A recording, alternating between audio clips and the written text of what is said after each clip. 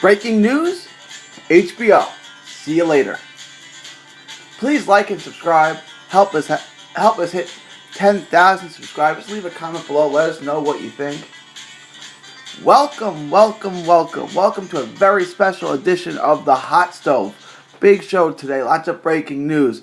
HBO is awful at covering boxing. This is not a hot take. This is well known. Abel Sanchez recently pointed this out. Recently saying Jim Lampley was so far behind Triple G, rooting for Triple G on their telecast, and Max was backing Canelo Alvarez. Abel Sanchez said, I don't watch HBO. All three of them are biased. Max Kellerman is in a world of his own. ... He is one of the most biased commentators on TV. This is hilarious and true, okay? Let's... Abel Sanchez crying bias is hilarious. The HBO crew has been so in the tank for Triple G for the past, 6 years now? Jim Lampley recently compared Triple G to Muhammad Ali, saying he has an international cult of fans. He really said that. And that the loss he suffered to Canelo was such an amazing fight, and everyone thinks he really won, that he was like Muhammad Ali of his era, and his stock goes up. He compared Triple G to the loss Ali suffered to Smokin' Joe Frazier. Two things on that. Let's be real. Frazier won that fight, the first fight with Ali. He did. He dominated the last half, really the last two-thirds of the fight, and scored the knockdown in the 15th to put it on ice. Frazier won that fight, okay? It was one of the best fights ever, but the judges scored it 8-6 and 1 even, and then 11-4 and 9-6. So the judges got it exactly right, because it was that type of fight. Go back and watch it. I had it 10-5 Frazier. Frazier won that fight. So to compare this fight to that fight is wrong, because Frazier clearly won that fight, and that was one of the greatest fights of all time. It may be the greatest heavyweight fight of all time. Canelo Triple G is not one of the greatest fights of all time. It's not one of the greatest middleweight fights of all time. It's not the best fight that Triple G and Canelo had. The first fight was better. The second fight was very good, but the first fight was better. So I don't know what Jim Lampley is talking about, and then comparing him to Muhammad Ali and saying he has an international cult of fans. When he headlined a pay-per-view, he did 150,000 pay-per-view eyes. I mean, that's really bad. That's really bad. What is he talking about? Right? I mean, Muhammad Ali could get 150,000 pay-per-view buys when he was alive, when he ate lunch. 150,000 people would pay $60 to watch that. That is such a ridiculous comment. In addition to that, HBO has been suspected of making decisions based on race and having racial double standards and all of that. And there's fire where that smoke is. Like, there's something to that. There was a quote that black fighters don't sell and things like that. I mean, they're on the record saying some pretty outrageous things. And then basically they put all their money into these Eastern European fighters. These, I guess, Golovkin's technically Asia, Uzbekistan, Kazakhstan, wherever he's from, that's in Asia. And Lomachenko and guys like that, and it was a bad move, obviously. HBO's been terrible at covering this. Abel Sanchez is right in that the commentators are extremely biased. It's just weird hearing that come from Abel Sanchez. They've made lots of fights unwatchable. That's Jim and Max, and before that, Larry Merchant, who's gone now. But they've made a lot of fights really unwatchable. Pacquiao Bradley 1 comes to mind, where that was a really close fight. I had it 6-6, and I mean, they just talked up Pacquiao. Bradley would hit him with nice shots, right hands, hooks to the body, and they wouldn't even mention it like it didn't happen. And they saw, when Pacquiao fights, you get a lot of really casual fans, your sports fans who came to check out Pacquiao, and they're listening to you. So when all you do is talk of everything Pacquiao does and not mention any of the work Bradley does, they don't have a trained eye, so they're just going along for the ride. I don't know if that's by design, but Lampley and those guys definitely did that. And then recently, their Superfly 3 card. And I did a video on this, on the Donnie Nietes Ashton Palikte fight. I scored it 7-5 Palikte. Very close fight, lots of swing rounds. We did a video on this right after that fight. Lots of close rounds. Lots and lots of close rounds. That fight really could have gone either which way. And they made it sound like it was some kind of highway robbery. And, Max Kellerman was saying the most you could get was like 9-3 or 8-4. It's that kind of fight. No. Palikte dictated the terms. He was the general in the ring, right? He boxed well from the outside. He ripped shots to the body. He ripped that right hand through the guard. He outworked him by a lot. I mean, he threw several times more punches than Nietes did. But Nietes did really good work on the inside. So what did you like? Did you like the accurate, crisp punching of Nietes or the work rate and the power shots of Palikte? I liked it for Palikte by a very narrow margin.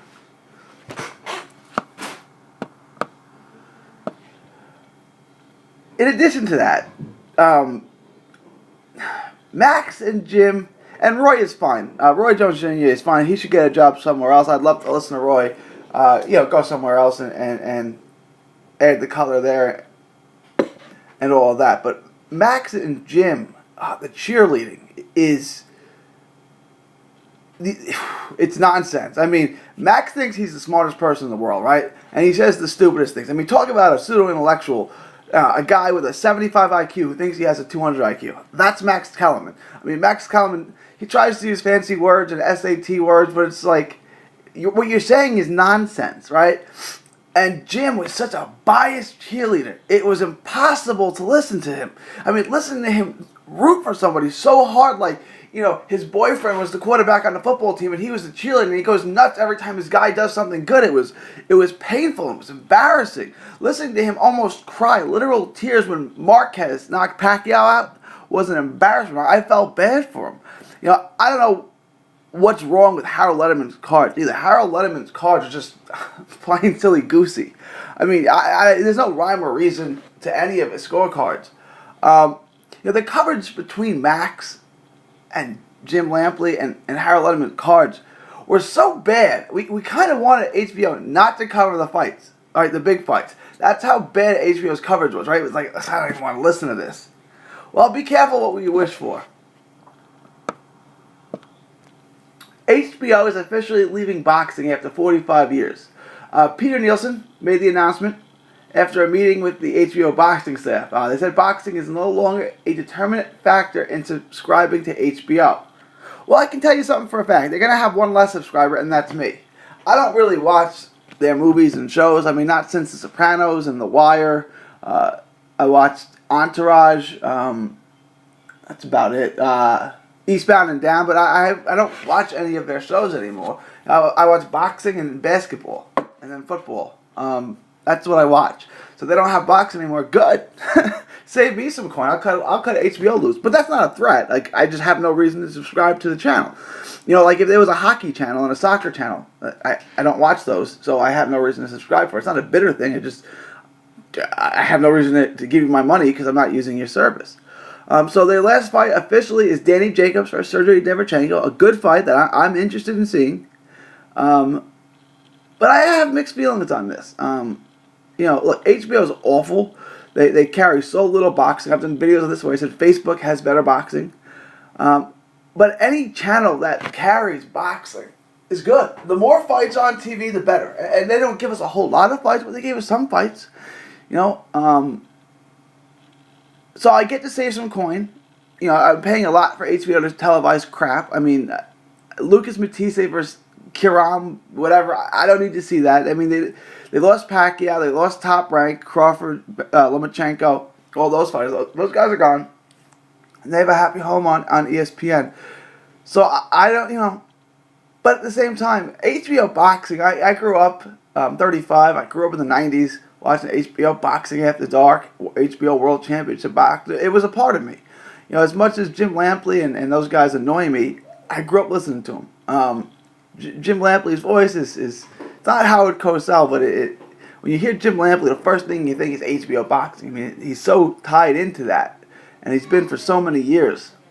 But, look, DAZN has the new app now. They have a ton of fights. ESPN Plus has, ESPN and ESPN Plus and the app and Golden Boy Live, they have a ton of cards.